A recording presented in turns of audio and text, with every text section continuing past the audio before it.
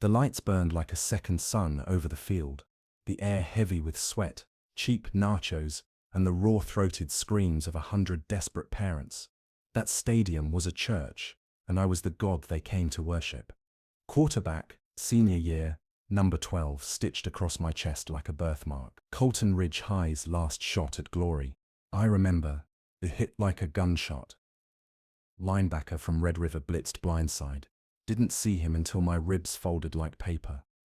My helmet bounced off the turf, and the world tilted sideways.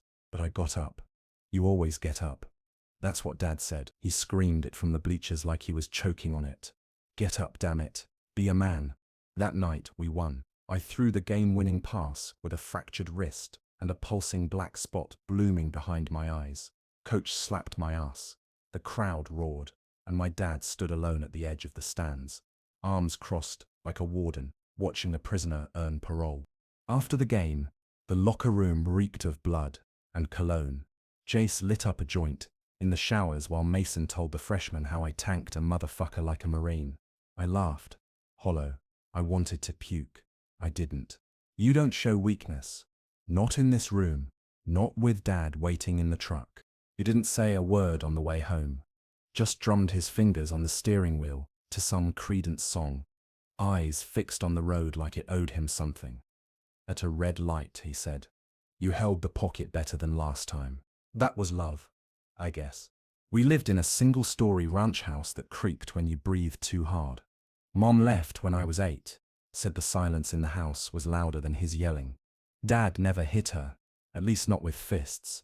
But words, those he threw like grenades, they left holes in your self-esteem, big enough to crawl through. I used to think I was lucky he never turned that shit on me. But I was wrong. It just took longer to notice the bruises. 2 weeks later, we played Marshall Creek and lost by a touchdown. I threw 2 picks. One of them returned for 6. Dad didn't come to that game. I knew better than to ask why. When I got home, he was sitting in the garage. The air smelled like beer and gasoline. He had the old projector out, film reels stacked like old sins. I'd never seen him cry, but there was something in his eyes, wet, cracked, maybe rusted shut from years of pretending nothing ever hurt. He looked up, saw me in the doorway, and said, "You know your grandfather played ball too." I didn't. He never talked about him. Not once. He was better than both of us. Faster, meaner, could throw a spiral 60 yards drunk. He hit play. The film buzzed to life. Black and white footage of a tall, narrow man in an old helmet. Number 19. A ghost flickering on the wall. Watch this. The man in the footage took a snap, rolled right, and launched a perfect pass downfield. The crowd roared, silent, grainy, but you could feel it. His name was Carl. He was a son of a bitch. He said it like you'd say the weather. Neutral, icy. Then he lit another beer, and didn't say a thing for the rest of the night. Something started unraveling after that. I couldn't focus in class. The coaches noticed. I told them I had girl problems. They nodded and slapped my back like I was normal. But I wasn't. Not anymore. I started digging. Found old yearbooks in the library. 1972. Colton Ridge High. Carl Brenner, captain of the team. All-state. Same scowl as Dad. Same eyes as me. Found an old news clipping. Star QB Carl Brenner injured in bar brawl. A few months after that, another one. Local coach suspended amid abuse allegations. The article was vague, full of small-town euphemisms. Inappropriate conduct. Disciplinary leave. Dad never mentioned that Carl was a coach. Never said a word. That night I confronted him. Why didn't you tell me he coached here? He stared at me, like I'd spit in his drink. Because it doesn't matter. Yeah, it does. What happened? He stood. The air changed. Like a storm pressing down. It was a piece of shit, all right? He hit kids. Beat the hell out of me, out of his players. School knew. Nobody did shit. I felt my knees lock. Why didn't you tell me? He laughed. Mean and bitter. Because you needed to think you were better. That this game made you special. Not Kurt. My voice cracked. You could have warned me. I tried. Every time I told you to get up. To fight through it. That was me warning you, Colton. That was me telling you, don't let it eat you like it ate me. His eyes were glassy now. Not angry.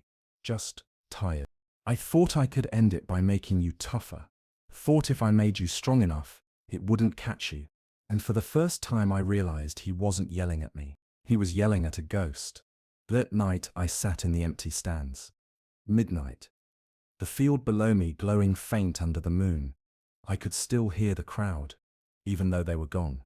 Still smell the blood and Gatorade. I looked under the bleachers. The shadows there were thick, layered, like they remembered. And I wondered how much pain this place had hidden over the years. And how much more it would take before someone finally burned it all down. I threw a punch in practice. Didn't even know I'd done it until Coach had me by the collar, and Jace was spitting blood, holding his jaw like it had come loose. You lost your goddamn mind, Brenner. Coach barked. Maybe I had. The other players stared like I was contagious. I mumbled something about being tired and walked off the field. Coach didn't stop me. I think he saw something in my eyes he didn't want to touch. At home, the house was silent. Dad was gone. Said he was driving to his brother's cabin, 2 towns over to clear his head. He left a note on the fridge in his scratchy, slanted writing. Just 2 words, don't quit. I didn't know if he meant the team or the family name. But that night, I couldn't sleep. My ribs still ached from that first game, a dull reminder of how far you can push a body if you lie to it long enough. I laid there, staring at the ceiling, the silence thick as tar. Then I got up and pulled down the old cardboard box from the closet, the one Mum left behind when she left. I found a photograph, me, 7 years old, standing beside Dad, and an older man. I didn't remember. The man's hand gripped my shoulder like a claw. His smile didn't reach his eyes. Carl, written on the back in shaky ink. I flipped through more. A newspaper clipping. Local coach found dead in apparent suicide. The year was 1999. I stared at that name again. Carl Brenner. I looked at the photo. I was wearing my first helmet. He gave it to me. I started missing practices. Blamed a hamstring, then a concussion. Coach didn't press. Maybe he was tired of chasing ghosts too. One night I broke into the school, used Jace's keycard. He was still mad, but he owed me for bailing him out last year when his drunk dad totaled the pickup.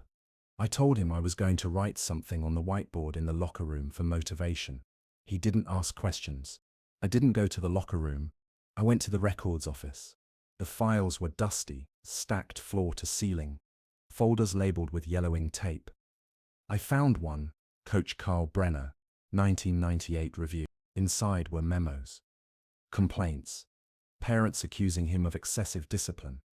A teacher noted seeing bruises on 3 different players. None of them filed formal charges. The folder ended with a typed statement. Coach Brenner has tendered his resignation, effective immediately. No follow-up, no justice. Just silence. Neatly filed away. The next day at school, I watched the team practice from the top bleacher. Mason nailed a touchdown route. Jace limped through drills with his jaw still purple. I felt something hollow open inside me. Coach walked up the stairs, sat beside me without a word for a long minute. You quitting? He finally asked. I shrugged, thinking about it.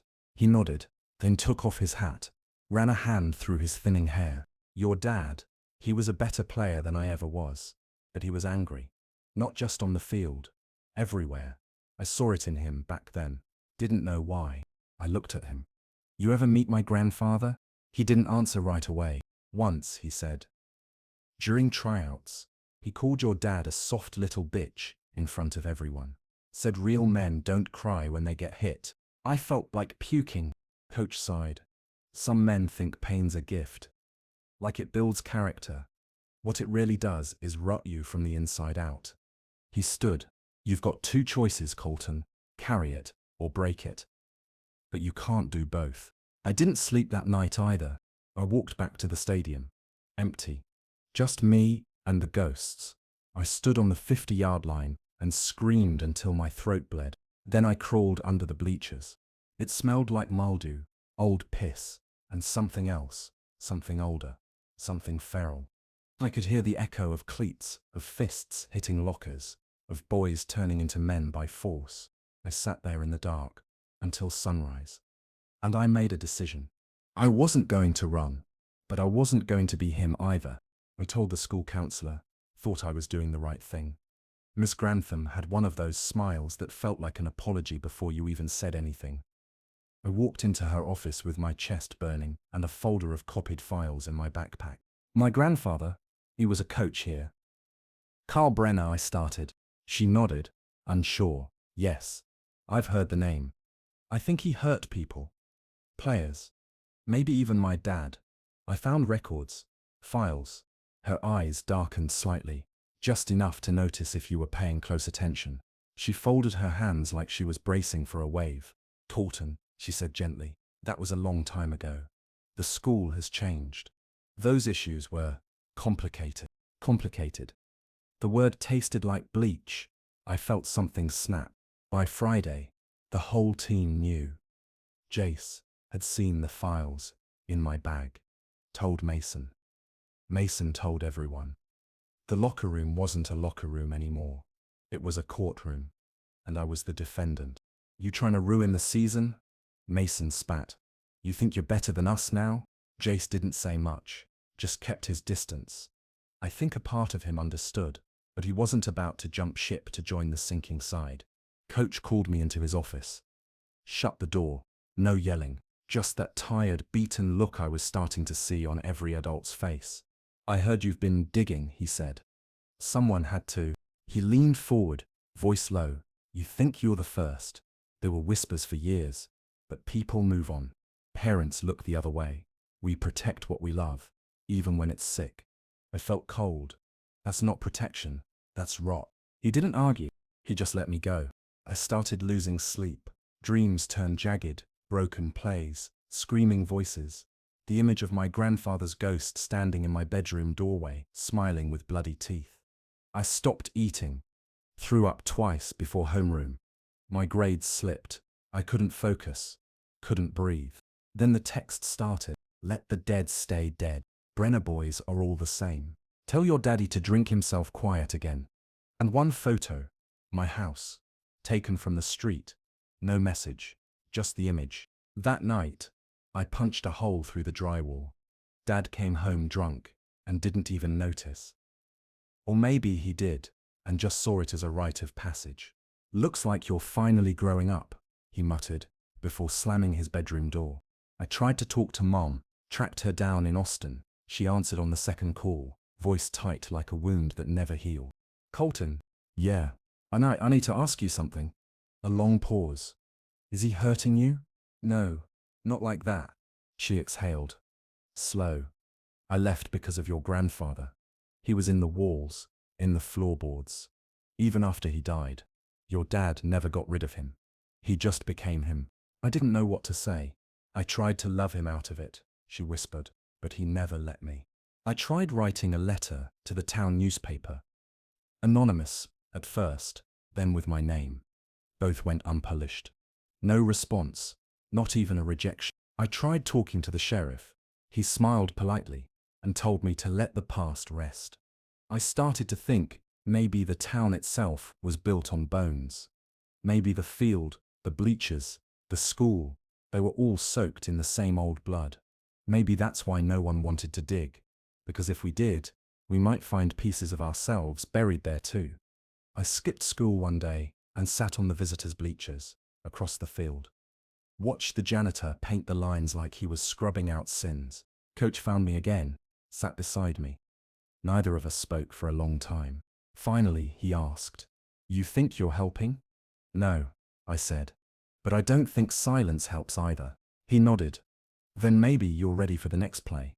He handed me something wrapped in an old towel. I unwrapped it. It was a letter from Carl Brenner, addressed to my dad. Never opened. "Where did you get this?" Coach stood. "Locker. Clean out. Year after Carl died. I held on to it. Figured your father would come looking one day. He never did. He left me there. I held that letter for hours. Never opened it. Not yet. Because I wasn't sure which would break me more. What Carl said, or what he didn't. The letter smelled like mildew and old sweat. The paper had yellowed. The edges curled like it was trying to retreat into itself. I held it up to the light, fingers shaking. I opened it. July 4th, Sam.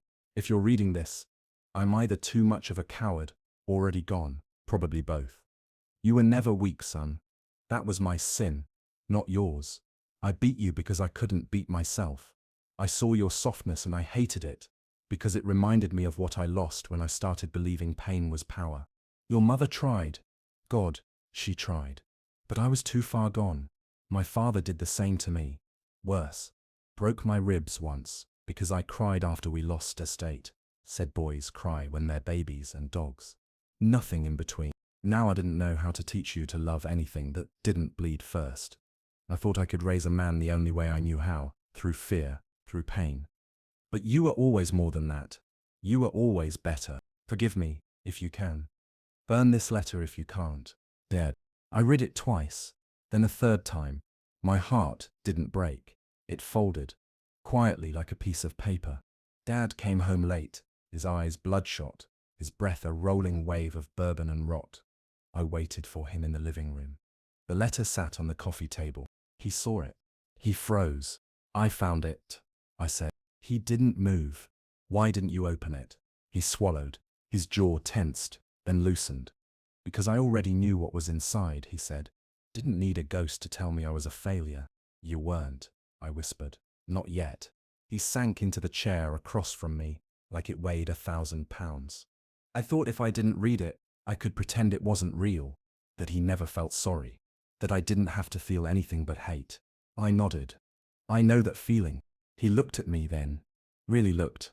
Not like he was measuring me, or shaping me into something harder, but like he was seeing someone he didn't know how to love yet. I don't know how to stop being him, he said. You don't have to, I replied. You just have to start being you. He started crying. Not the loud kind, the quiet kind that soaks into your shirt and doesn't stop. I sat there and let him. The next week, I quit the team. Coach didn't argue, just nodded and patted my shoulder. The rest of the school treated me like I'd died. Whispers in the halls, glares. One kid shoved me into a locker and called me a legacy killer. I didn't swing back. I walked past the locker room, past the weight benches and plaques, and the photo of Carl Brenner on the wall, grinning like a god. I took a lighter out of my pocket, and I burned the letter, outside, on the 50-yard line, as the wind picked up, not out of anger, out of release. Some things don't need to be passed down. Some things need to end. That night, Dad knocked on my bedroom door for the first time in years. I've got something to show you, he said. We drove out past Miller's Creek, into the woods. He parked at an old cabin, abandoned and eaten by moss. Inside was a trunk. Inside the trunk were more letters, journals, photos. From Carl, from my great-grandfather. Pages filled with rage, with guilt, with confessions never sent. He handed me one of the journals. I was going to burn them, he said. But maybe we need to remember, not to honor them, but to understand the weight we're carrying. We didn't speak much after that. Just sat on the porch as the sun came up, the journal between us. I want to do better, he said. I nodded. Me too. It started with a whisper.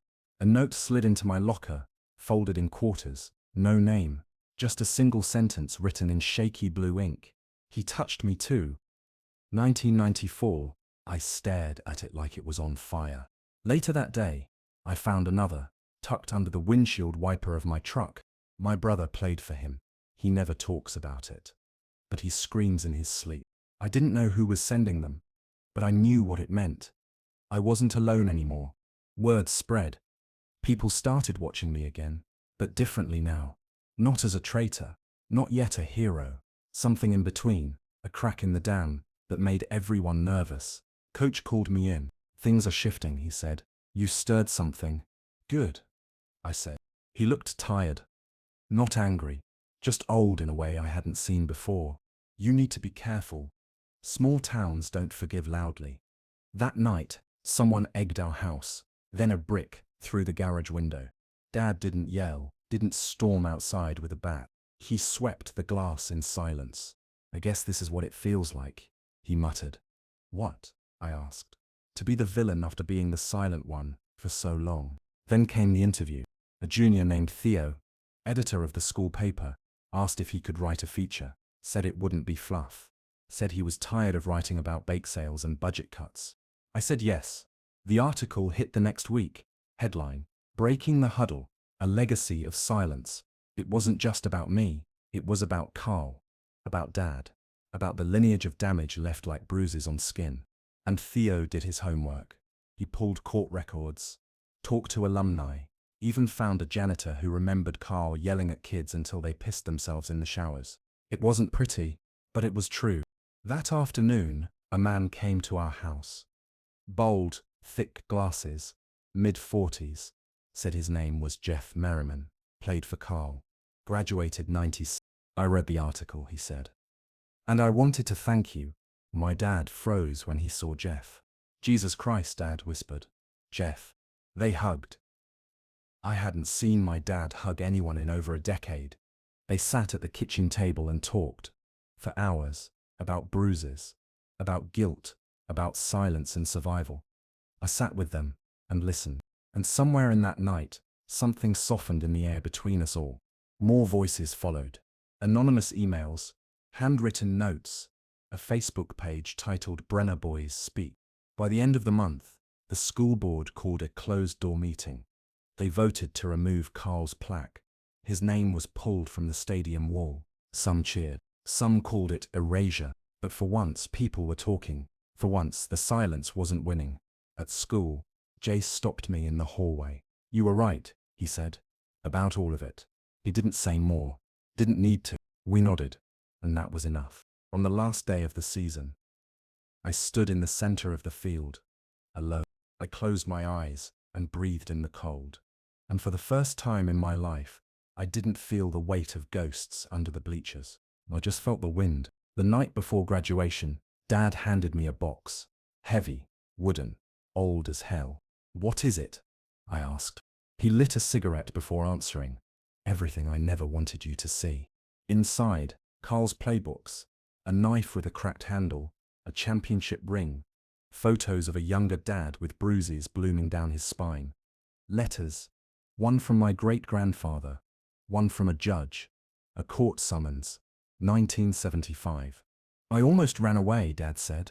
When I was 16, took the truck and drove south until it ran out of gas. But I came back. Why? Because I thought if I stayed, I could beat it. Could beat him. He looked at me then, cigarette smoke coiling in the porch light. I lost. Graduation came and went. I sat through it, cap crooked, hands trembling in my lap. When they called my name, I walked the stage to silence. Not a cheer, not a clap, but I didn't flinch. Jace met me in the parking lot afterward. So, what now? I don't know, I said. Burn the town down, write a book, get therapy. He cracked a smile. You've already done more than most grown men ever do. That hit harder than I expected. The real storm came a week later. The local paper ran an op-ed. Not mine. Dad's. The Brenner legacy ends here. He wrote it all. The beatings. The silence. The cost. He named Carl. He named himself. It shattered the town like a hammer. Some people called for his arrest. Others called him brave. Some called for the statue to go back up. One man spit in his face at the gas station. Another paid for his coffee. Me?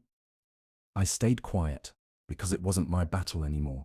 That weekend, we drove to the cemetery. Carl's grave sat in a shaded corner, headstone dull with time. Dad stood over it, silent. Then he did something I'll never forget. He spit on the grave. Once, then again. And then he cried. I thought I hated you, he said, his voice cracking. But I hate what you did more, and I forgive you, just so I don't rot with you. He turned to me. You don't have to forgive him. You just have to outlive him. I nodded, and I meant it. We changed our name that summer. Legally, officially. No more Brenner. We chose Holloway. Dad said it was his mother's maiden name. Said it felt like starting fresh. I didn't argue. Our mailbox changed. Our driver's licenses. Even the carved nameplate on our door. Some neighbors stopped talking to us. Some brought over casseroles. Balance, I guess.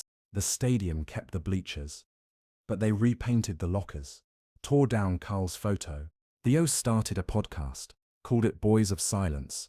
He let me guest on episode 1. We talked about pain, but cycles, about the courage it takes not to be your father. One night, I stood on the 50-yard line again, not to bury something, but to mark the ground. Dad stood beside me, just for a moment. You ever miss it? I asked. The game? No. The silence. He took a long breath. Sometimes, but not more than I love hearing you speak. And that was it. The final reckoning wasn't a fight. It was a choice. We chose to be men without shadows. We chose to begin again. It had been 8 years. I hadn't been back since the name change. Since Dad and I packed the last box, shut the truck door, and watched Colton Ridge shrink behind us in the rearview mirror. Now, I stood on the field again, my boots pressed into the grass. Now artificial. The bleachers had been rebuilt. Steel, instead of wood.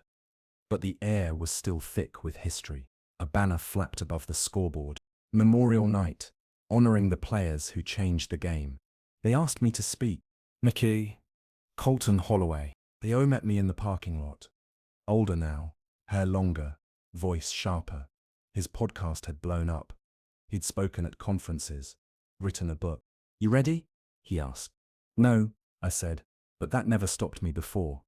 We walked past the locker rooms, past the new murals of unity and strength, past the history plaques, where Carl Brenner's name had once loomed like a warning. In its place, a new inscription. To those who broke the cycle, they gave me a mic, a podium, and 5 minutes. I took a breath. My name is Colton Holloway. Some of you knew me as Brenner. Some of you don't know me at all. But you know this field, this town. You know the echoes that live under these bleachers. Silence. I used to believe pain made us men. That bleeding was part of earning love. That silence was how we honored our fathers. My voice cracked. I didn't hide it. I was wrong. Pause. Deep breath. What happened here wasn't just about one man. It was about all of us. The coaches who looked away. The kids who stayed quiet. The boys who thought crying was weakness and hitting was strength. I looked out at the crowd. A few familiar faces. A few kids, wide-eyed, sitting beside parents who whispered, "But I'm still here. My dad's still here." And every day, we choose not to be the men we were told we had to be. Applause. Not wild, but honest. And that's all I needed. Later that night, a boy, maybe 15, found me by the locker rooms. He held out a notepad. Shy, quiet. I write too, he said, about stuff I can't say out loud yet. I nodded. That's where I started. He looked up. What really happened? Under the bleachers. I looked past him, to the shadowed steel frames. The spot where I screamed, where I broke, where I started to rebuild. Everything, I said, and nothing that should ever happen again. He nodded, wrote something down, walked away. I visited Dad the next morning. He looked older, but calmer. We sat on the porch, no words for a while. Did you say it? He asked. All of it, I said. He nodded. Good. He didn't say he was proud. He didn't have to. We'd already spoken the loudest words the Brenner men had ever said. Enough.